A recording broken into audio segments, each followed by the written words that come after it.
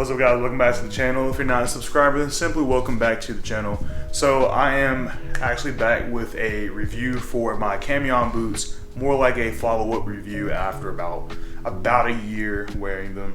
I do see that in the comment section that there are some questions that maybe I didn't really address, and so I'm doing like a follow-up for it. So first of all, I just want to let you know that after about a year, there really isn't that much of a difference in the way they feel wearing like on foot. They mostly feel the same as like the day I first bought them and first wore them.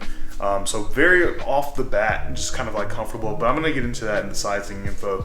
So yeah, I just wanted to briefly just say there's really a slight break-in period and they're only a tad loose, but they're still kind of tight honestly. But getting to the sizing information, I'm gonna go ahead and kind of like run down some of the information that people asked in the comment section that I didn't get to in the first one. My apologies, by the way. But yeah, I'm gonna go ahead and address some of the things that people asked me in the comment section that I didn't address in my previous video. So for one, the sizing info. If you haven't already picked these up, and I know it's been a little while, so maybe you have, maybe you haven't. But if you haven't, then the boots, I would say as far as sizing, they are true to size. I wear an American 11 or Western 11 or whatever, and then like a European 44, so those things are sort of equivalent. With European sizing, they don't particularly do half sizes necessarily. Some brands will be the exception, but I always say that European sizes, they always fit like sort of like a half size big, I feel. That's just my own personal opinion with my foot. I do have a slightly wider foot, so that being said, true to size fit, I would definitely not try to go up or down. I feel like even though it's leather and it will stretch a little bit, it fits pretty snug and pretty true, so don't do that. That's my opinion. The heel, right? So two things about the heel. One person asked me about the height that it gives you.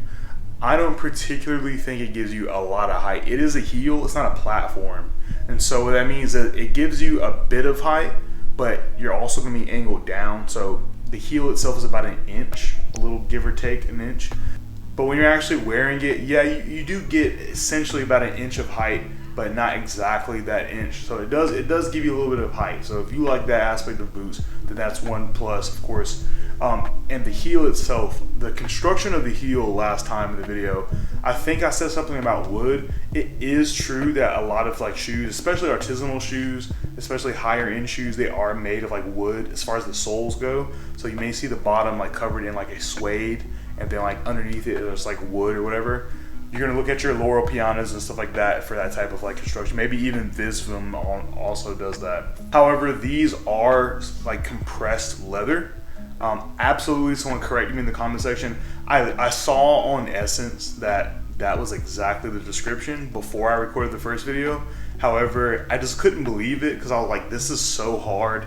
It feels like wood when you tap it. It's like crazy. Again, I'm not an expert on boots. I know a little bit more now than I did when I first recorded the video, like the review. So I will say that yes, I've actually had a lot of experience with like compressed leather that felt like wood. So that's exactly what it is. It's a stacked compressed leather heel. So yeah, that's pretty much all the questions that I got in the comment section that I didn't really go over in the first video. The next thing honestly is just like sort of like how I feel about them after like a year or so wearing them. I think it's an amazing boot, honestly. For the price, I know that the price like on different websites goes up and down, especially right now with tariffs and import taxes and stuff like that. You know, however you feel about that politically, you know, just understand that it's going to make it a little bit more expensive. My best bet if I was going to buy this boot right now would probably be Grailed, or maybe like if Essence has like a sale but they still have duties, you still might come out a little bit cheaper. I would certainly probably buy them in person if I could in the United States if you have a stockist for that. Otherwise online, I would certainly, you know, get them Grailed, buy them secondhand. Still lots of great, you know, great condition boots in there.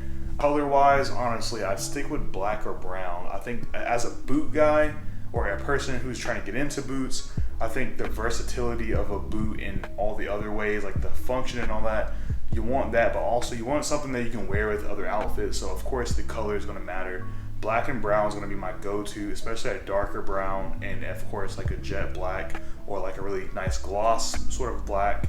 That would be my recommendation for this boot. If you already have something like that and you do want to get like one of those like distressed, like sort of brass tone sort of browns, or do something crazy. If you find another boot, another Camion boot in a different colorway that people normally don't get, like a green, then yeah, absolutely go crazy. But if you're gonna get like a boot and spend that amount of money, especially if you don't already have like a go-to boot, definitely go dark brown, black, or go one of the brown variations, tan, something like that. But other than that, honestly, I think I covered most of it in the other video, and that's pretty much the update I have for you. I apologize for not addressing some of these things in the original video. If you do have more questions, feel free to ask. Maybe I'll just upload like a short or something like that, and that way I can kind of knock that out real quick. But yeah, subscribe to the channel if you're not already subscribed. Thank you for watching.